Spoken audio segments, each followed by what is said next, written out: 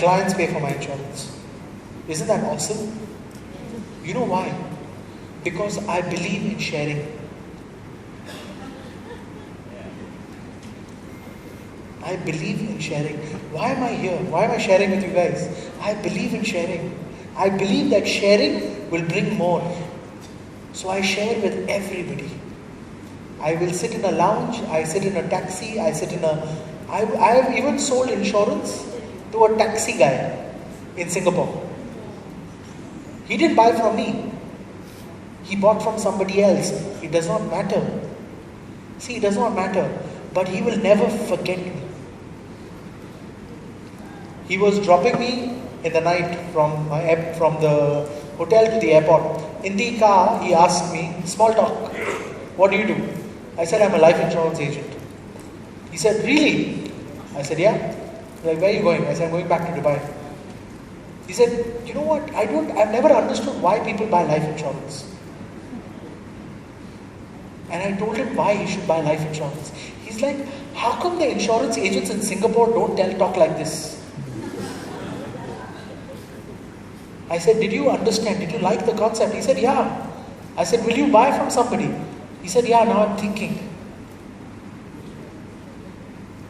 What was a good thing about that conversation? If he bought insurance, and if something really happened to him, will he not bless me? Guys, for me, it's not only about money. I also want to be blessed. I want blessings. I want a lot of blessings. Because the more you give, the more you will get back. So I believe in giving. I have sold insurance to, I'll tell you what happened to me once. I was in New Zealand. I had gone there on a world tour. So New Zealand was one of my stops. So I was going to rent a car at Auckland Airport. Now my car was not ready. So the girl who was there at the desk, she said, Sanjay, you'll have to wait for 30 minutes till the car gets ready. I said, that's alright. While we are waiting, would you mind if I shared something with you? She said, yeah, sure. What do you think I did? I showed her this presentation. What do you think happened at the end of the presentation? She said, Sanjay, I have met so many insurance people in New Zealand, but no one has explained it to me this way. It's so simple, it's easy to understand. I said, you're welcome. I just wanted to share this with you because I believe I should share this information with everyone I meet. I don't expect you to be my client because I don't even live in New Zealand, but I wanted to share this with you. She said, Sanjay, as a token of appreciation, I'm going to upgrade your car for free.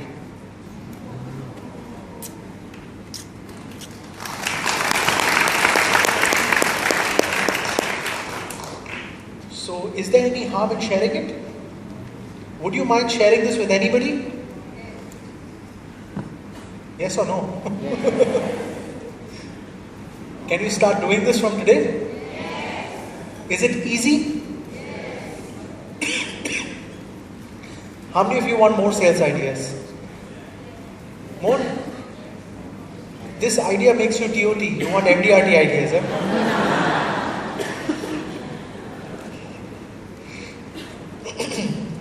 So now I'll give you ideas that will make you MDRT, since you don't want to be TOT. I gave you 2 TOT ideas. One from my father, one from me. 35-year MTOT, 9 years TOT, you don't want the idea, okay? Give you MDRT ideas.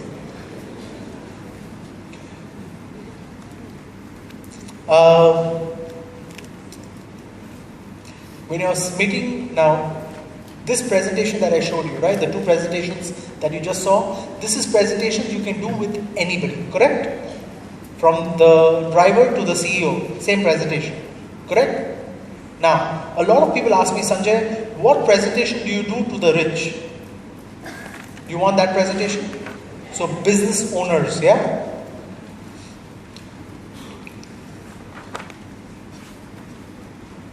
I want you to, okay, this is an interactive session, yeah? So I want you to answer when I ask you a question, yeah? Because you're my client. So you should feel the same conversation. It's role play. 700 of you versus me. Yeah, role play. What are the 5 assets in the world?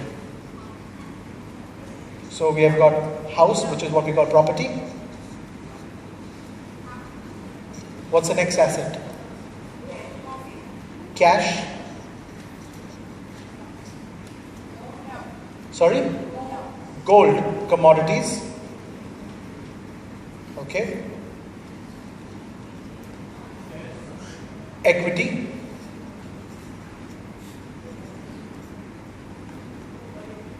Sorry? What? Oil. Royalty. Royalty will come under commodity. No, there are 5 asset classes in the world which you can invest money in. I heard someone say that. Bonds. There are only 5 assets in the world. Property, cash, commodities, equities and bond. These are your 5 assets. There is a 6th asset which we call a derivative. Yeah, there's a 6th asset called a derivative, which is a combination of these 5 assets. That asset is not important, so let's leave that out. These are your 5 basic assets in the world. Now if you don't know this, you should know this. And if you don't know this, I want you to go to my website. I have put a brochure there for my clients which talks about these 5 assets. It's for my clients, it's actually for you. But because you should know this already. I write this for my clients. The 5 types of assets in the world. Now, Mr. Client, your balance sheet looks something like this. You have your business, correct? You have properties. You have investments. You have money in your bank account. And jewelry. Correct? This is what the typical balance sheet of a client would look like. Doesn't your balance sheet look the same? All of us have a business, we have some property, we have some investments, we have money in the bank account and we have jewelry. Correct? Yes or no? Yes. Okay. Now, can business go up and down? Can property price go up and down? Can your investments go up and down? And if this goes up and down, your bank account will also go up and down compared to this, right? Correct? Jewelry has no value. You know why? Your wife will never allow you to sell it.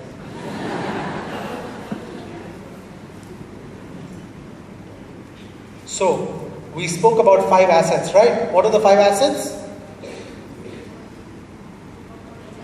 Property, cash, commodity, bonds, equity.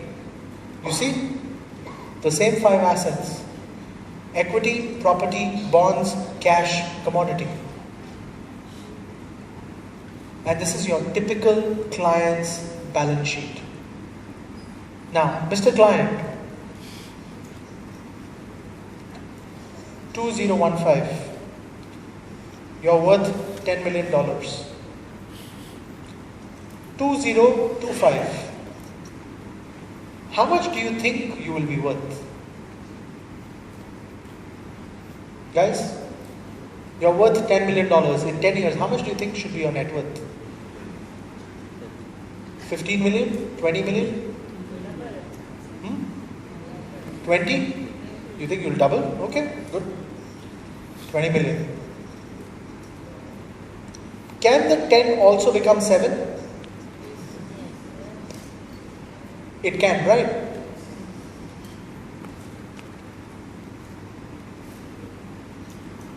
So there is something called a gap. Correct? Mr. Client, if 10 becomes 7 after 10 years, and if something happens to you, who will cover the gap? Because as long as you are there, you know how to convert 7 to 20. You know how to do that. I know you know how to do that. You're a smart guy. You have built 10. From 7 you can again make 20. You're smart enough to do that. But if something happens to you, then what happens to the loss. We have a product called gap insurance.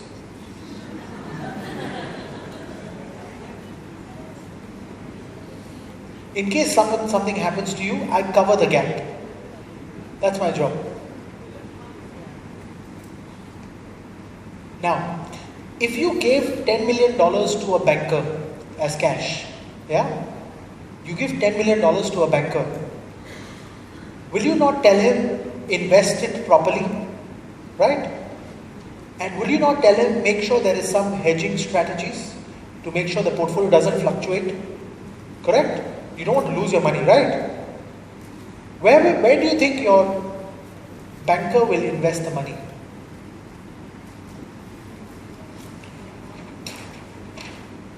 Where do you think your banker will invest the money? Your banker will also invest the money in the same 5 things. And what he will do is, he will buy something called an option strategy.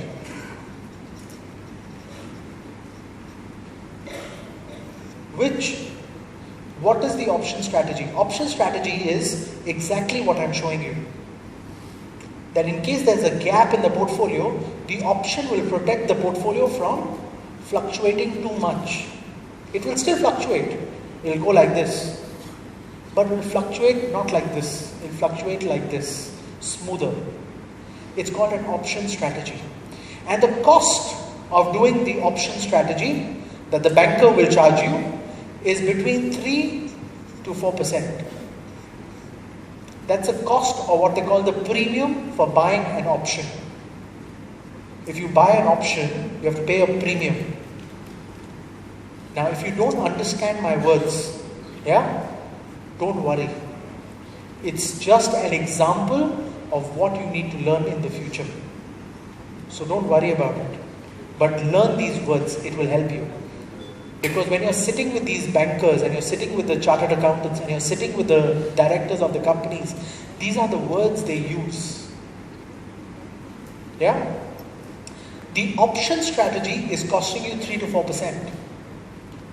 Now, in this case, you are the banker and you are managing the risk. Your family is the beneficiary of this. Do you not want to put an option strategy?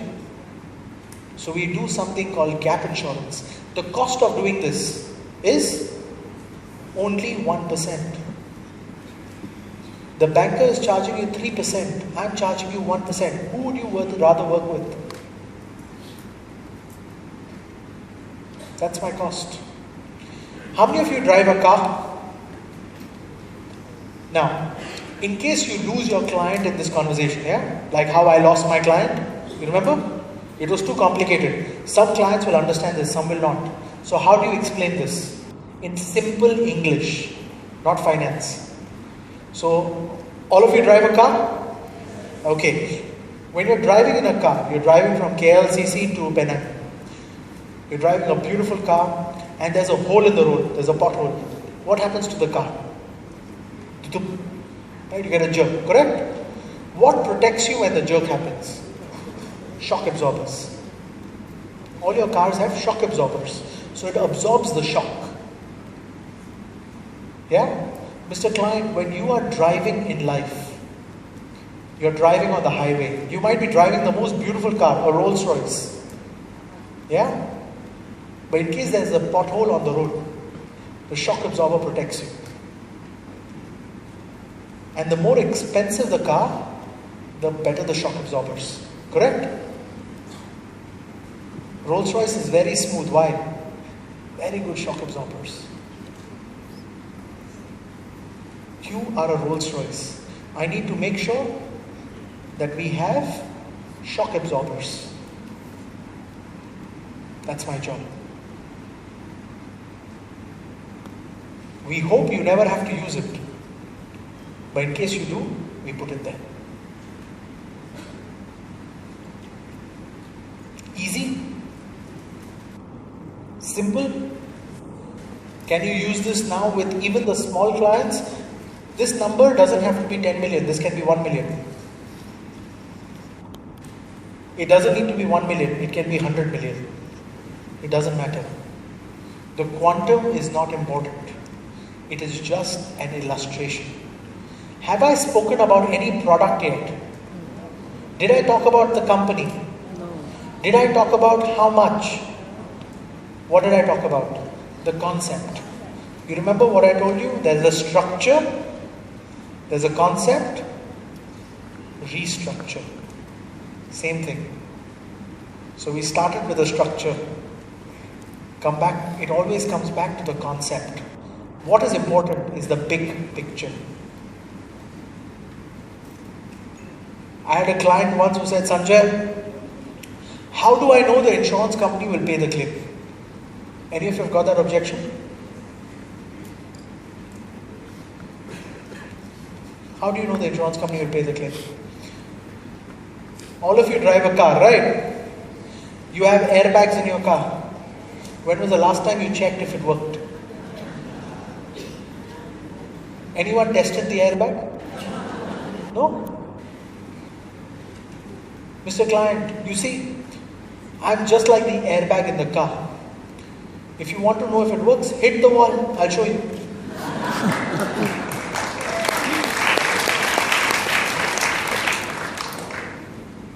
Simple. There's a 2% chance the airbag will not work. Did you know that? You all drive cars, right? There's a 2% chance the airbags don't work. Do you know why? The first reason, the airbag was too small. So it did not protect your body and you went through the windshield. Your size was too big. That happens. The airbag did not work because you were too big and the airbag was too small. Second reason, you did not maintain your car properly. If you don't maintain your car, maybe the airbag malfunctioned. Correct? Mr. Client, it's exactly the same thing with my product. The airbag, your insurance is too small to protect your family. So it does not give them the full protection that you expect. And that's why you think it doesn't work. Second, you did not pay your premium on time. You don't maintain your car. If you don't pay your premium on time, the policy can lapse, correct? And then you blame the insurance company for not paying. So there are only two reasons why a policy will not work. One, it was too small. Two, you did not pay your premiums on time. Easy? Simple? Remember one thing, don't ever try to discredit your competitors. Don't discredit your competitors. You know what you're trying to do? You don't try to say he's wrong. Never say another insurance guy is wrong. Never. He's correct. I can only make it a little better for you. But never say he's wrong. Oh, he doesn't know what he's doing. No. Mr. Client, when you bought this product, probably this was the best option available. Why don't we now look at the new technologies and the new methodologies of doing something a little better? You see the positioning? When you discredit somebody, you're also putting yourself down. Don't put yourself out down. Rise yourself above the competition. Don't drop down to the level of the competition. Go above them. How do you go above them? Not by pushing them down, by pushing yourself up. Don't go down to their level. I have a lot of insurance guys who I meet in the market and they will tell me, Sanjay, I've been seeing this and I've been seeing that, and I've seen them tell clients, oh my God, what a horrible product did you buy? What's wrong with you? How can you buy this product? Don't say that. Because tomorrow somebody else will say exactly the same thing for you. What do you say? I'm glad you bought this insurance. I'm glad. At least you have this. Would you like to work on making this better? Let's work together. Do you see what you just did? You have raised yourself above the competition. So please don't discredit competitors. Don't discredit your own guys. I've also seen within the same company. So I'm not talking about separate companies. Even within the same company, That AI guide sold you the wrong product. This is not how you do it. Don't say that. You're spoiling your own name.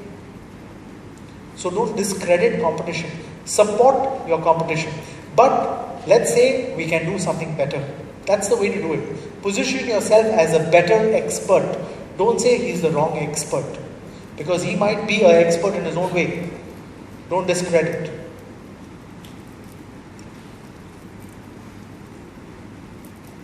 Should we open the floor for questions now?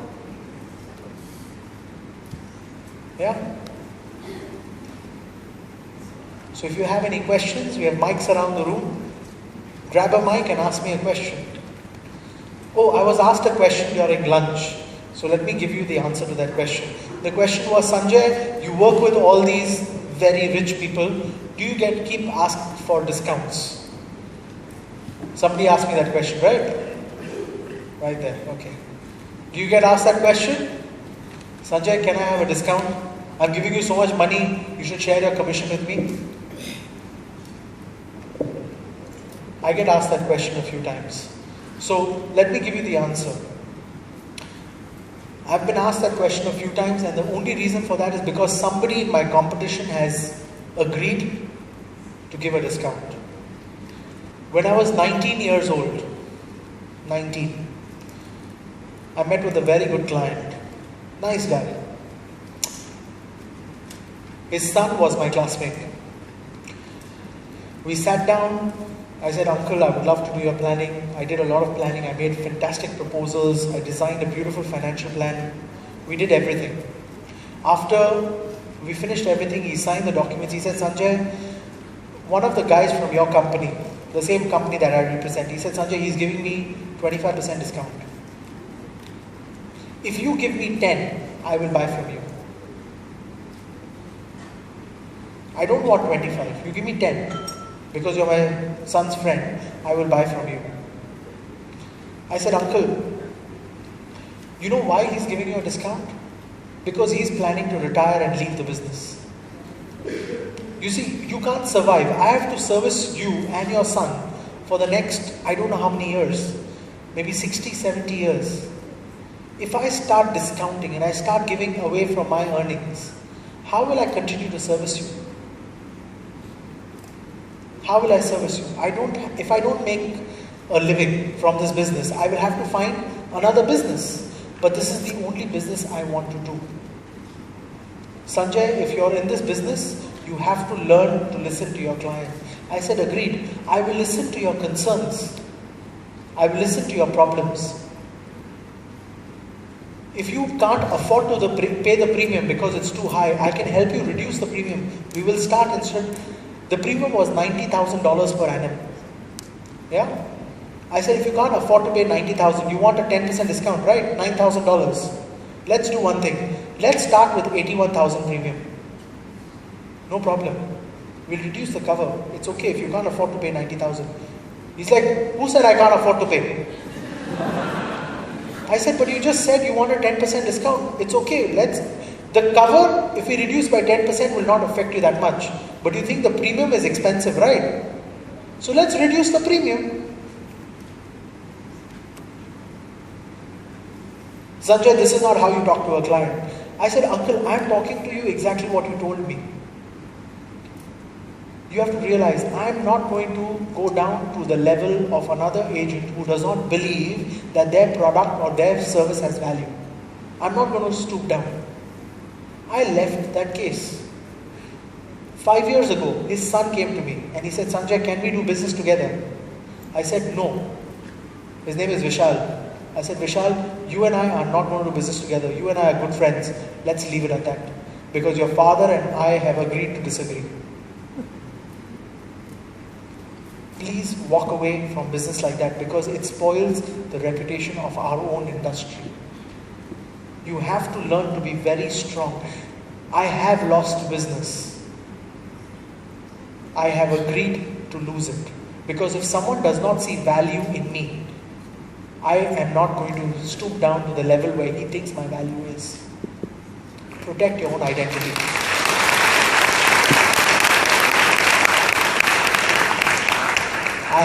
So please don't stoop down to that level. And that was a question. So that was